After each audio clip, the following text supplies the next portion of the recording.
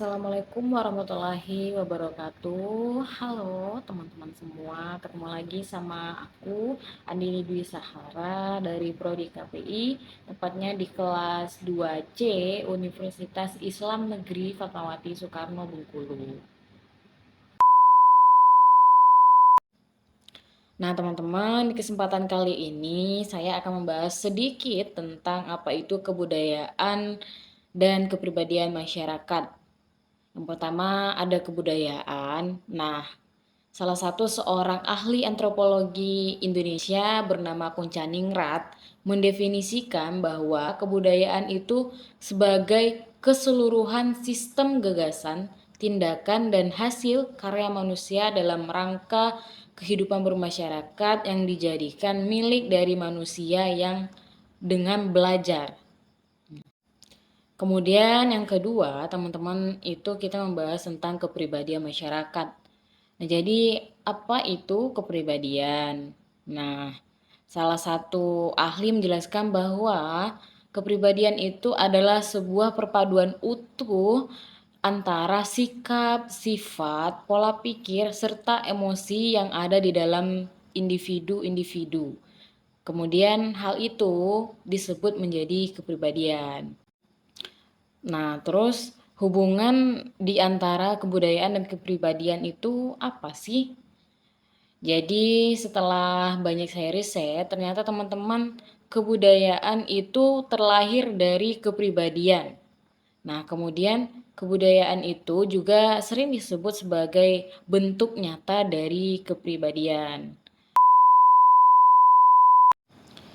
Setelah menjelaskan sedikit tentang kebudayaan dan kepribadian masyarakat, teman-teman, saya akan membahas salah satu budaya yang ada di Indonesia, yaitu budaya berpakaian.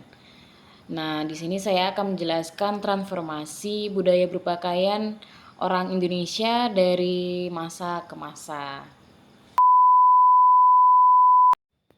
Nah, teman-teman, kita mulai dari tahun 1920 hingga 1930-an.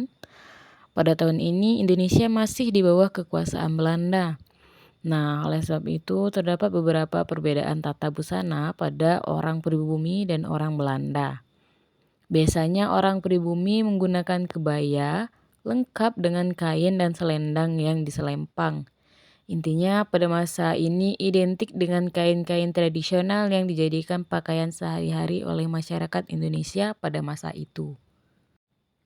Fashion trend Indonesia mulai bergerak sejak kemunculan desainer senior Peter C.K. Dunia Fashion Indonesia pada tahun 1950-an. Nah, fashion di Indonesia juga banyak berpengaruh oleh fashion dunia. Pada masa ini, gaya new look telah meresap kemana-mana termasuk di Indonesia. Kemudian yang ketiga kita masuk pada masa 1980-an. Nah, pada masa ini Indonesia mulai menunjukkan perkembangan yang signifikan. Selain karena semakin banyak desainer bermunculan, majalah serta perfilman di Indonesia juga sedang giat-giatnya. Kemudian kita masuk pada masa 1990-an. Nah, masa ini teman-teman merupakan masa yang paling berjaya di dunia fashion Indonesia sebab berbagai bidang sedang berkembang pesat, terutama bidang seni seperti majalah, perfilman, musik, dan sebagainya. Kemudian kita masuk pada masa 2000-an, teman-teman.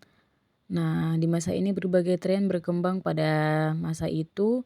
Banyak orang sudah mulai bereksplorasi berbagai tren dan gaya. Pada awal tahun ini masih terpengaruh tahun 1900-an yaitu denim dan kemeja, namun ditambah dengan gaya emo dan gotik yang serba hitam.